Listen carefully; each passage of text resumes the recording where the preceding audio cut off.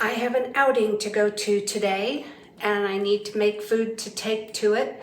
So I'm bringing you into the kitchen and sharing my food preparation, making, whatever. I'm gonna do, well, I'll tell you as I go. So I need eggs. It also, I guess you'll know because it'll be on the title of the video. I need eggs and I need my Instant Pot. I'm going to do stuffed eggs. That's what I like to call them. I've heard them, I know that most people call them deviled eggs. I don't like to do that. I've heard them called angel eggs. I thought that was kind of cute. But the best one was someone that I knew as a child, and still know her actually. I need water in here. I'm gonna put a little bit of water in the bottom so that they will steam. The best name for these eggs that I call stuffed eggs, it's from this woman who I knew back when she was a child. Puddin Eggs. Yeah, Puddin Eggs. When you think about it, they're very pudding-y inside.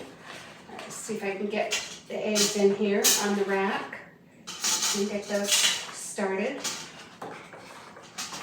I'm gonna do 2 dozen because I'm taking them to a gathering where I think a fair bit will be eaten, but whatever's not eaten, that's fine. We will use here at home as well. I like to put them on top of salads sometimes, and they actually can fill in for some of the dressing. So that's 2 dozen eggs. And I'm gonna set the lid down and make sure it's locked. Plug it in. Okay, and I'm going to set it for 3 minutes. Pressure cook, 3 minutes. All right, the next thing I'm gonna do is get out my boxes that I use to carry them in. So these boxes, this is a set of 2 carry boxes, and it will hold 2 dozen eggs perfectly. That's what each box holds a dozen eggs. And I love these boxes because the tray inside that holds the eggs, it comes out. So I can use these boxes to carry lots of different things. They make good cupcake boxes, whatever. But today, they're egg boxes. So those will get set out, ready to be filled. Oh, here's the other thing I love about them. They lock together, and I can stack all 4 of these together and lock them down.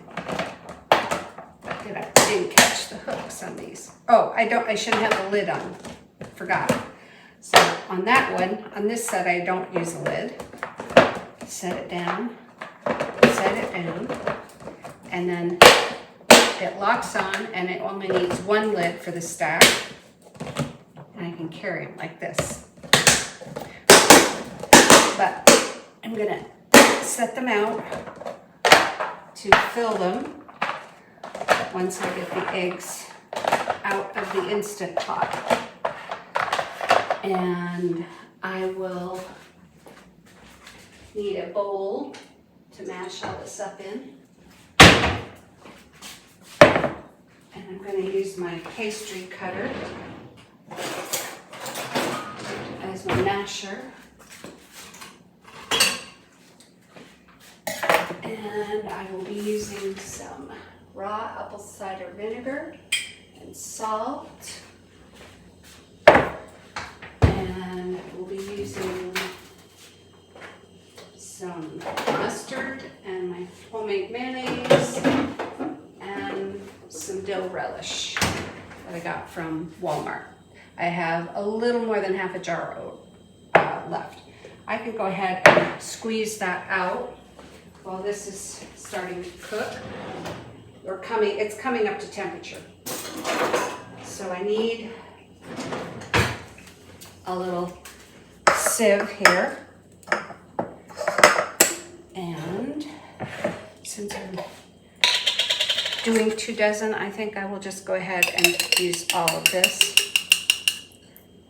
I'm pressing out the extra liquid because I don't want to make my eggs too wet. I like it so that you can pick them up and hold them without them being all mushy with too much wetness. Let's see if I can get this pressed out more. See, I got liquid coming through. Maybe you can just, now I guess you could see it better the way I had it. That was my dishwasher. I just shut the door and it made a noise. Let's see, get all of this out. Okay.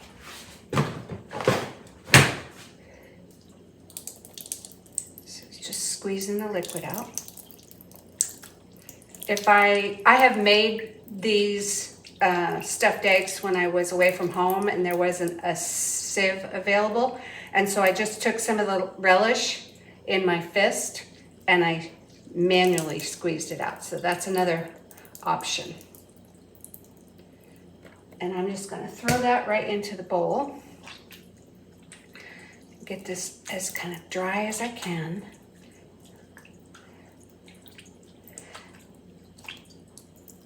Still a lot of juice coming out of that. Let's just do the fist method for the rest of it.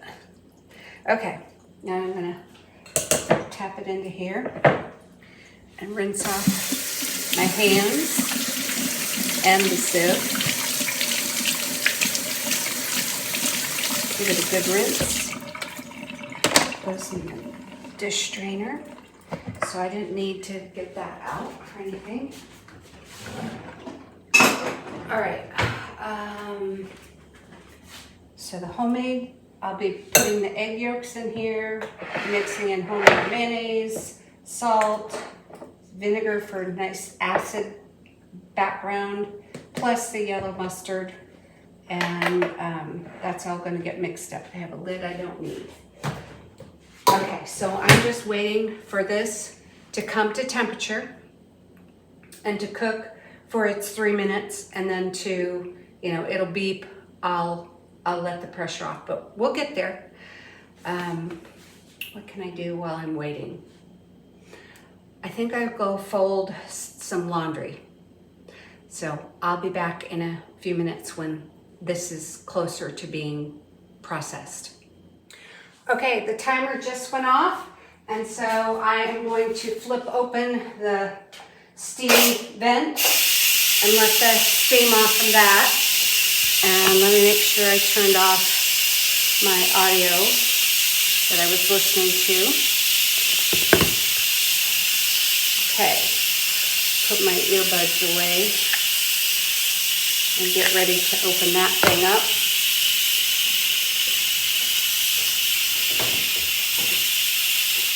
I'm going to pull it out as soon as I can open the lid safely, and I'm going to fill it with cold water. And I may hasten this along by using the tines of a fork now that it's just hissing. I'm putting the little pop-up pressure button, holding it down to let this pressure out faster. Just saves a minute or so. And then once there's no more resistance, I can open the lid. Okay, let that sit there. And then pull out the liner with the eggs in it. Fill it with water. And just start peeling them. I'm gonna lay out a clean towel and to sit on. After I peel them, I'll just move all that stuff aside.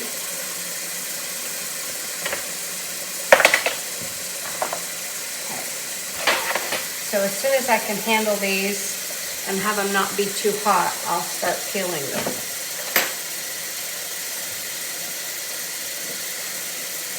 I'm going to pour off some of the water just because it's pretty hot still, and let new cold water into there. Still pretty warm. Okay. I won't make you sit through the peeling of the eggs, but maybe the first two or so you can see that the peels come off really nicely when you pressure cook them. Though, I have a friend that told me that if you boil water in a pot, get it to a rolling boil, and then gently put in the eggs that you want to boil, hard boil, and you let them boil for 7 minutes, and you know what, I'll look it up and I'll put the information in the description box. 7 minutes and something. It's not 7 minutes, it's a little bit more. Okay, so I've got my eggs that I can go ahead and begin peeling, and I'm holding them down in the water just so that the peel will go down and it sinks to the bottom from the weight. And I have a perfectly peeled egg with no shards of egg on here. I suppose I could tilt the camera down and show you. Just a second. Let me do that on the next one. Tilt the camera into the sink and let you see what I'm talking about since it's not on camera. Another one. No rips or tears. All right, so I will tilt the camera down and let you see into the Instant Pot with the water. Okay, here we go. Just gonna crack the eggs and peel. And they're coming off really nicely. And another one done. One more, and then I'll turn off the camera so you don't have to just sit and watch that. I'll bring it back on when I've got them all peeled and on the dish towel and show you the next stage. Just beautiful. If I were hungry, this would be a perfect time to eat some egg. Okay, the eggs are all peeled. See, I've got them laying out here on the towel. One of them, for some reason, did get all raggedy. And it had like the air pocket indent here on the side instead of on an end where it usually is. I don't know what that's all about. But anyway, so what I have is this Instant Pot of water from when I did the peeling. I'm just gonna pour the water off, and you can see that the rack is sitting in there, but the shells are heavy enough that they stay behind. And so I'm gonna just pour off as much of the water as I can, which is pretty much all of it. I'm going to set it back down in the sink and pull out the rack and give that a quick wash. I'll just leave it down there in the sink. So these are going in the trash. Just scrape up the shells. If I tried to put them all at once down the disposal, I'd have a mess. I'd have a clogged disposal. So I'm gonna give this a quick wash out. Okay, and then just dry it. Dry the outside mostly. I don't mind if it's a little wet on the inside.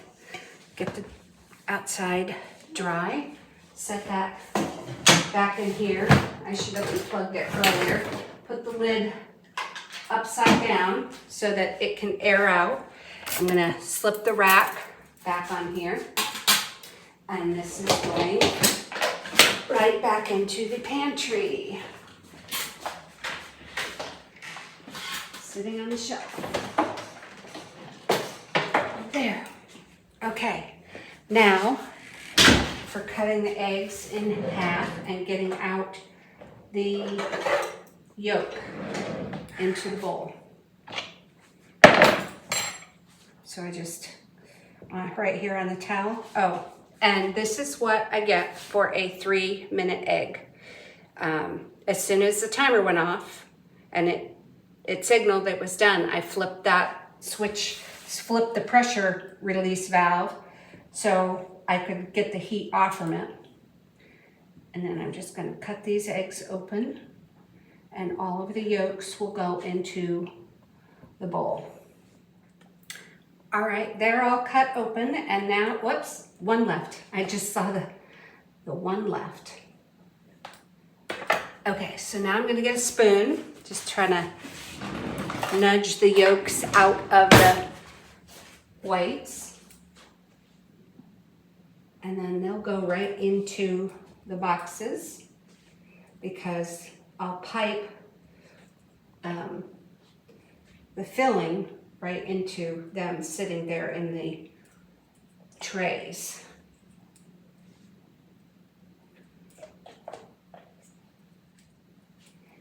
Once I have this done, I will show you how I make my filling. I was working along doing the eggs and had a hunger pang, so I'm gonna check my glucose and see what that tells me about my hunger. I need a tissue. Okay, so I'll let you see that. No, I'm not diabetic. I use my glucose value as my fuel gauge. Helps me with my weight and my wellness. 1, 2, 3, 4, 5. And I use multiple strips to validate the reading. Stick the meter in the bottom of my phone. And let's see here. Dario app is coming up. And why is it not registering? Something's off. Oh, there we go. Okay, it connected. All right, so place a drop of blood. But I want to get out my ketone meter too, because I do that as well for knowing what my background insulin is. And I don't chase ketones, like Marty Kendall says. Don't chase ketones. I don't. He says don't even test ketones, but I do. Okay, so I'm all ready to test. I'm going to do the finger stick and drop a bead of blood and do this one too. Okay, see what the ketones are.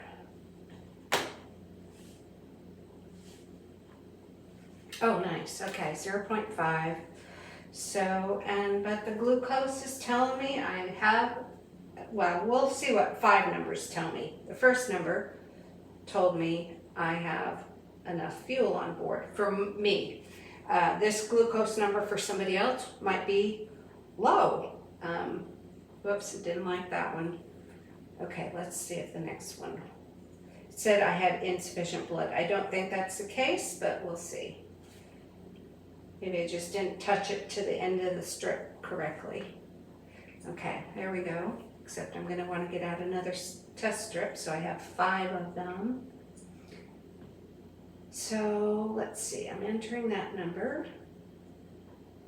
And let's pull up another bead of blood and see if I can get another test strip out while I'm waiting for that.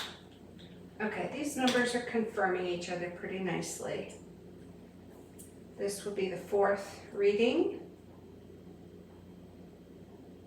And one more. There, I only had to stick myself once.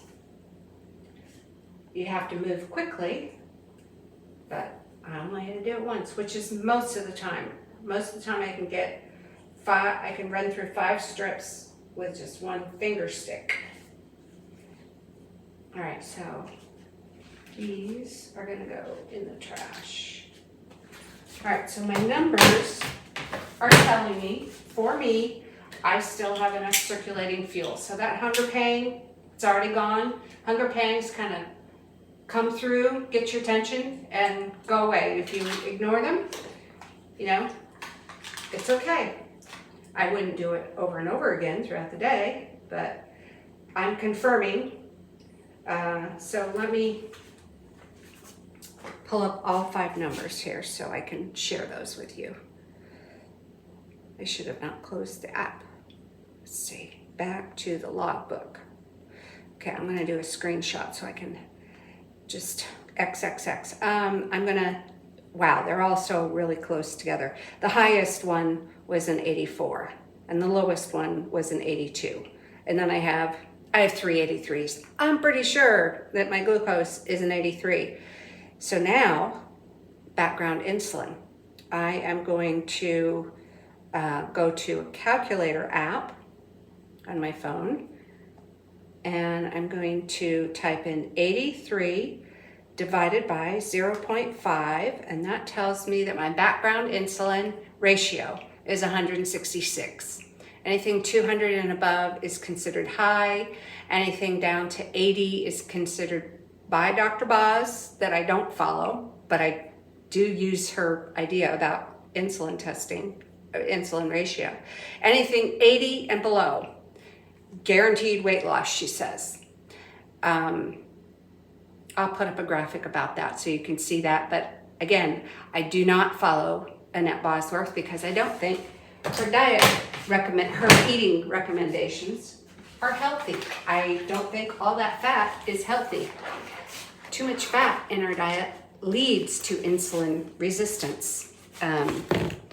She teaches otherwise. I practice not how she teaches. Sometimes I do eat a keto meal, a very low carb meal, but I love my carbs too. Anyway, back to the eggs.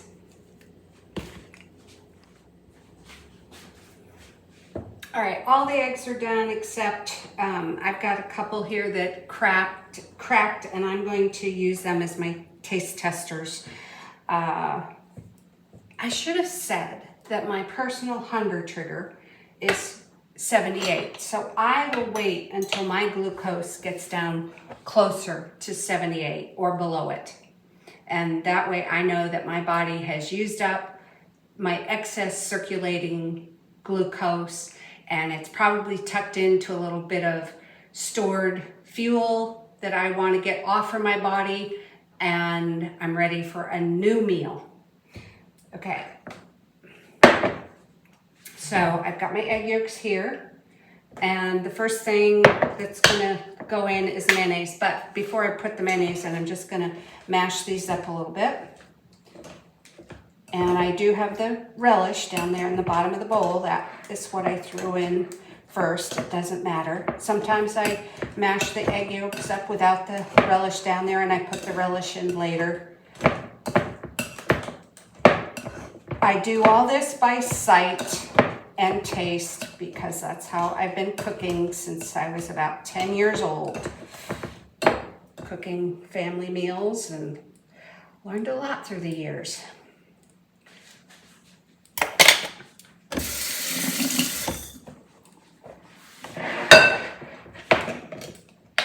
So now I'm going to use my homemade mayonnaise, and I need a spoon. I need to move that out of the way.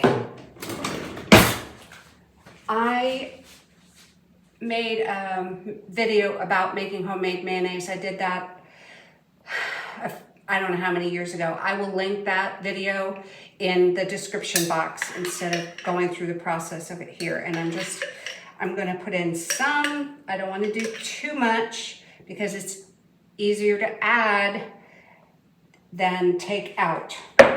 And once I have added things in, we'll see how it tastes and if I need to add more. This is just some yellow mustard. I'm gonna squirt some of that in. And I do about, I don't know, a glob. That's probably a tablespoon. It also would depend on how many eggs you're using. Now I'm gonna do a few capfuls of raw apple cider vinegar. 1, 2, I'm feeling like 3 right now. We'll see. Maybe I'll add more after I taste it. And some salt. 1, 2, 3. Taste it after we stir it up. So it's not too wet. That's good. It's about the level of wetness that I want. Maybe I could go a little wetter. We'll see.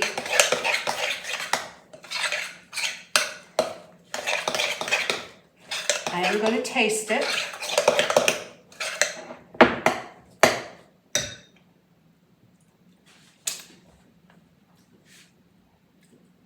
I think that's about perfect. Okay. So, put this away. Oh, mustard goes in the fridge too, and salt goes back up here. And I should get down my paprika, since I'm going to be sprinkling some of that on top of the eggs as an accent, visual, I don't know, whatever. Okay. So, next step is to get this stuff into a baggie so I can then pipe it into here. I don't use an actual piping set. You'll see, I'm just going to use a Ziploc bag. And actually, I'm probably going to use a quart. Oh good, it doesn't have the box bottom. I don't like the box bottom bags for this. All right, so what I'm going to do, move that aside. I have a little helper, baggie stand helper. So I put this here and I slip the baggie into the clips. Oh, I hear the garage door going up. Husband is home from running an errand. And I don't like to record in front of him. So how am I going to manage this? Well, we'll see how it goes. All of this is going to go in the baggie, and then I'm going to cut off the end of the baggie and pipe it into the eggs. Hopefully I'll be able to show this to you. He'll be walking through the door any minute now. I think I'm just going to turn the camera off. He's home and he's hungry, so I'm whipping up something to feed us and still trying to do this and get the video made. We'll see how it goes. So I've got the egg filling here, and I'm going to cut off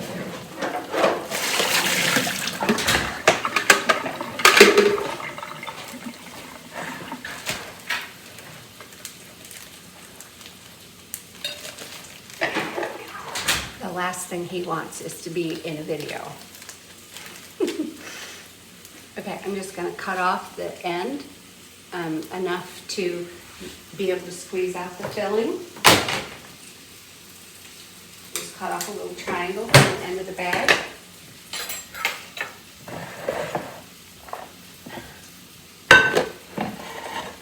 Setting that down. And then it goes like this. Just squeeze the bag to do the filling. And it goes really fast. Much easier than doing it by spoon. I don't have to have a special device. I just need a baggie that I can cut the corner off from. And the reason I don't like those box baggies is those box corners are difficult. So what I have to do is I end up having to cut off a part of the top portion. But these quart-sized baggies, I think they're from Walmart, don't have the box bottom, and I'm grateful for that. So I'm just going to fill these, and then I will top them with, let me get this twisted up a little bit. Top them with paprika for the red color. Plus it's a healthy spice. Okay, that's the second one. I better stop and turn those potatoes. I don't want them to burn. These are Stokes purple potatoes that I cooked, I baked, and then they've been sitting cold in the fridge and we haven't gotten to them, so I'm not wasting them. They're not going to be as pretty as white potatoes that are done fried up in the pan, but they'll be much more nutritious because of the purple anthocyanins, which is under the category of bioflavonoids, which is under the category of polyphenols, which is under, oh, not under, never mind, I'm getting it backwards.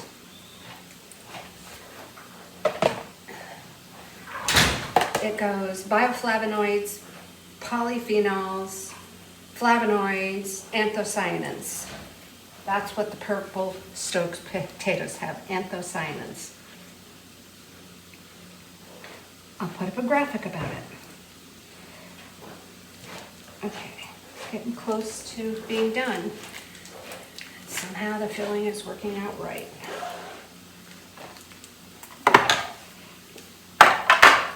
Three more to fill.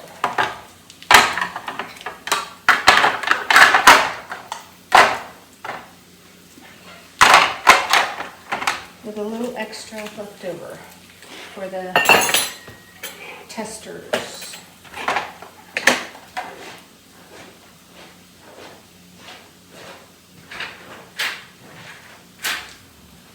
Still have a little extra left over, so I'm just going to squeeze some on the ones that look like they have least. I'm sorry about the background noise. He was collecting some pieces from our coffee maker that we cleaned, and our coffee maker is broken, so he's got it out in the garage and he's going to try to fix it. I don't know if he can or not, but I'm hopeful.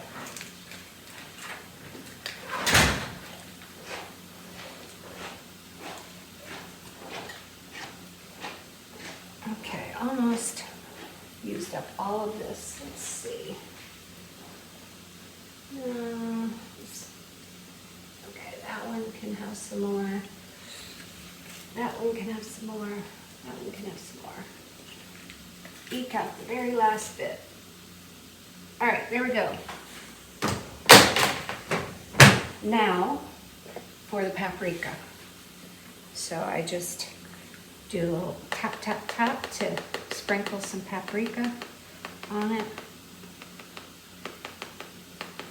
I better check on the potatoes again. I think it's about time to give them a flip.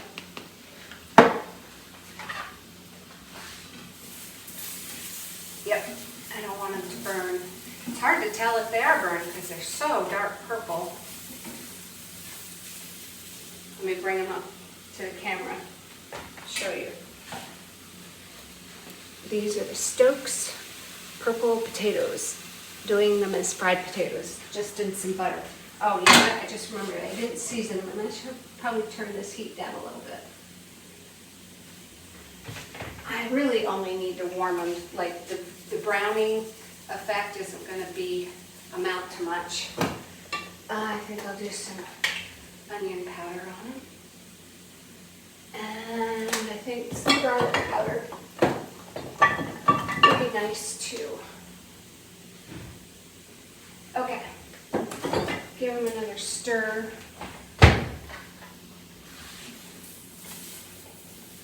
Just to make everything stirred in, all the seasonings I just sprinkled on top.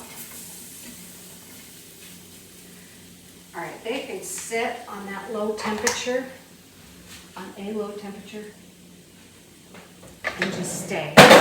I'm going to try to get these eggs finished so I can get them in the fridge chilling.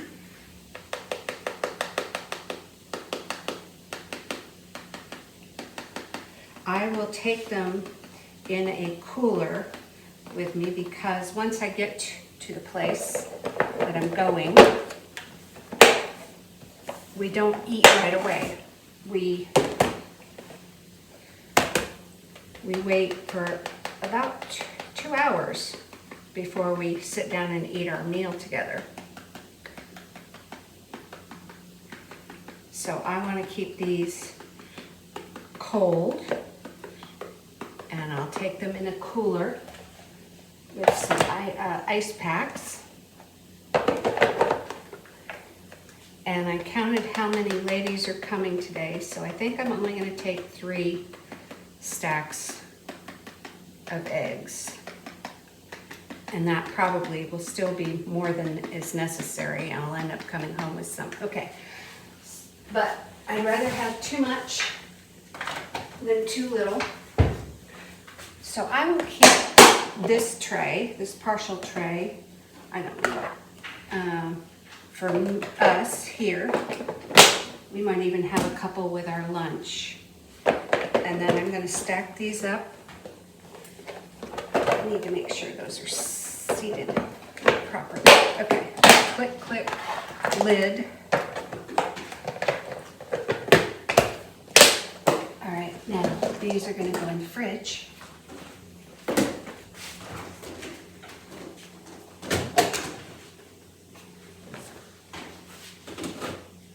And I need to finish putting together a meal. I have some leftover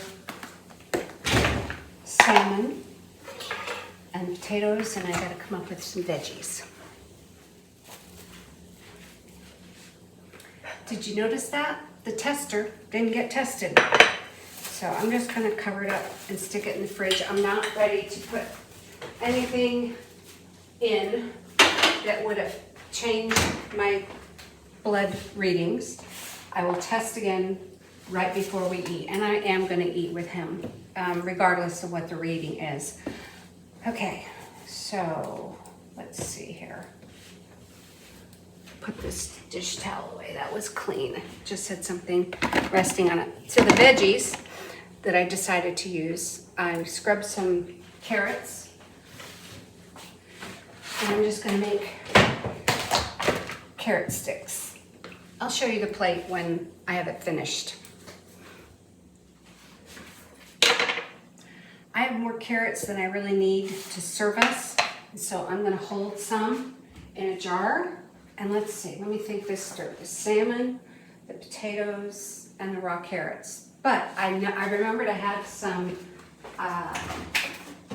sweet pepper, yellow sweet pepper, half of it left from the other day. And that is also gonna go on our plates with some carrots. So let's put some carrots on the plate as I make up our meal here. And that looks about right. Okay, and then we'll also have a few of the yellow peppers. I can slice that into one more piece and make it look like more. Okay, 3 pieces of that each, and then just I stick the carrot sticks in the water and cover them with water so they don't get icky looking. They stay very nice, and I drink the water.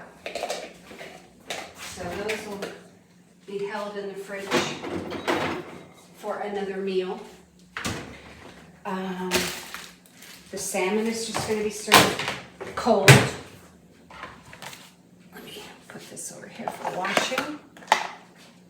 I'm going to do, how many pieces of salmon do I have? Don't remember. We eat the skin for the omega-3 oils. Oh, I have. That's nice. I have 4 pieces left. How nice. Does that look pretty even? I can give him the larger portion. I think that's the larger one. And there's room enough for the potatoes. Okay.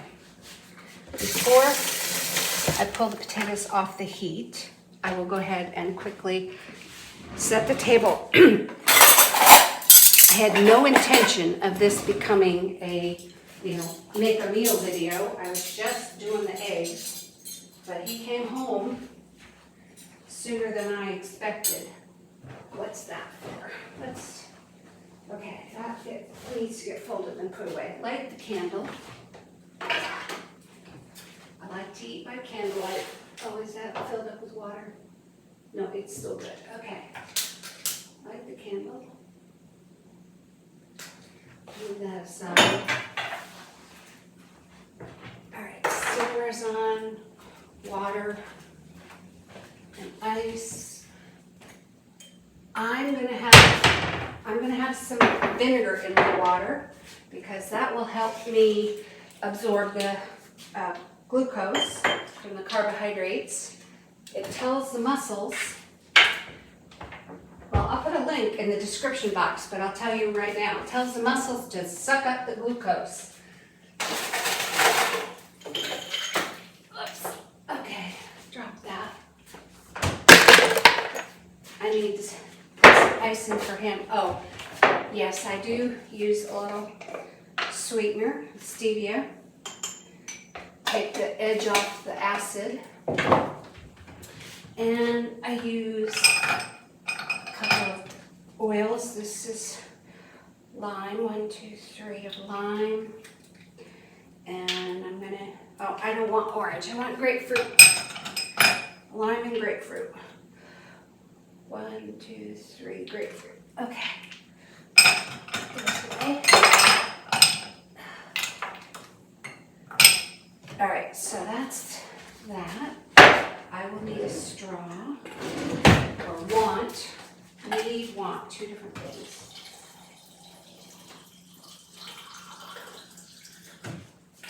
All right, Dario, he won't drink, whoops, he won't drink the vinegar water. I forgot the ice. Some ice.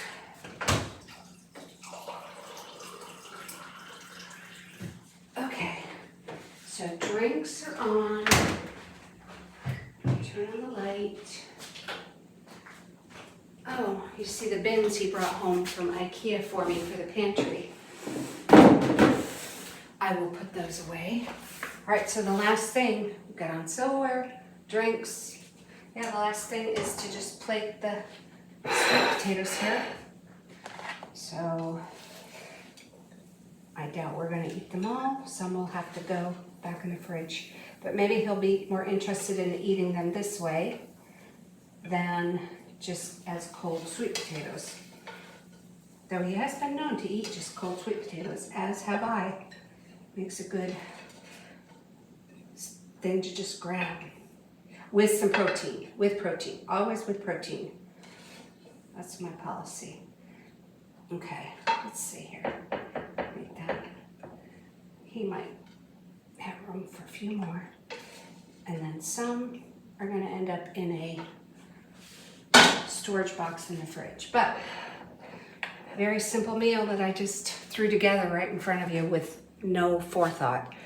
Salmon, carrots, few yellow pepper slices, and Stokes sweet potatoes that had been baked, chunked up, and fried in some butter with salt, garlic powder, onion powder. So there we go. I need to go call him to eat since he's hungry. Actually, change that. I'm going to test my glucose again. Very rarely do I test this close in proximity to, from when I just tested. But since I'm going to go ahead and eat, I want to know what the numbers tell me. And it'll be interesting to see if they have shifted any. So ketones again. I'm going to load the description box with resources that will have more information about, how I learned about this, what I do. Okay, my Dario's cup, there it goes, and a tissue. I need a tissue. So I will put as much information in the description box as I can so that whatever questions I assume you will ask will be answered. Come on here. All right, what's going on? This is not good advertisement for Dario. I don't usually have glitches like this. All right, take the glucose, these are ketones. And last time I had 0.5, and that's glucose.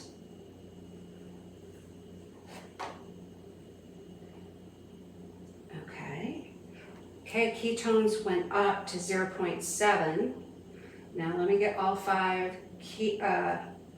Did I say that correctly? Ketones went up to 0.7 from 0.5. And now I'm going to get all 5 of my glucose numbers and see how they have shifted since this started. This is the third one. I'll read them off at the end. And 2 more to go. Record that one. Okay, 1 more to go.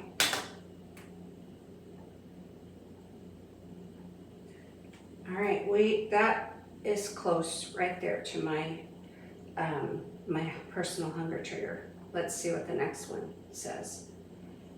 This is the last one. Though if I get another one like that, I might take a 6th one. We'll see. No, okay. And all of those can go in the trash. So can they, tissue meter can go back in the case. Ketone meter back there. And let's go to all the values where I can see them all at once under the logbook. So the first one I took was 90, then 83, 81, 79, 90. I'm going to X out the highest. Whoops, I didn't screenshot it so I can write on it easily. X out the 90, and the lowest was a 79. So what I have left over is another 90, an 81, and an 83. But I have those 3 lower numbers in comparison to the 90. 79, 81, 83, and then the 2 90s. I'm going to say my glucose now, I think it was before, 83. I didn't write it down. I'm going to have to look back at the screen. Anyway, it doesn't matter, 83 and 0.7. So now I will save that to photos because I'll record it later. Let's do the math on insulin ratio. So 83 divided by 0.7 equals, so now my insulin ratio is down to 118.57. So I'm going to bump it up to 119. Okay, I'll screenshot that too so I have it. I need to go get him. He is hungry. Lunch is all over with. I've got everything cleaned up. I'm ready to go out the door to my afternoon event. I brought out the cooler and some chillers, and I need to get the eggs out so that I can pack them up to go. I'll show you on the camera what that looks like. Okay, I've got my rolling cooler here, and get it zipped open. I need to put the handle down so I can flip this back. That's just a bag that I have in here that has insulating properties to it. I'm going to put, well, first, I think I'll just put the eggs in. They slip in here, and then I'll put the chillers around it.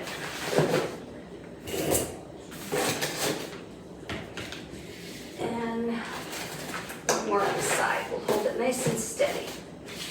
Okay. So, I am ready to roll to our host home for today. Do I have to take a sweater in case it's a little nippy outside? I haven't checked the temperature.